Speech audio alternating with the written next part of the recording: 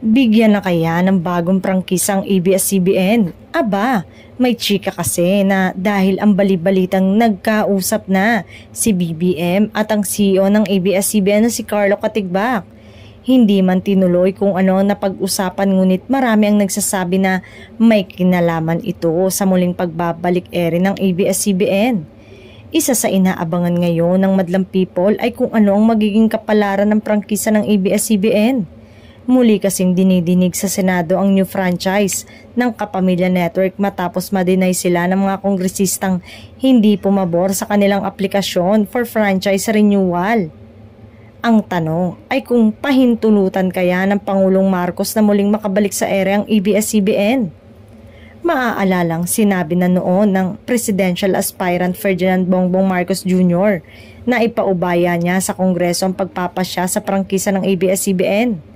Yung franchise ng ABS, nakita ko ang naging proseso doon sa House of Representatives. Ang naging problema kung bakit hindi tinuloy ang extension ng prangkisa ay dahil may mga nakitang problema.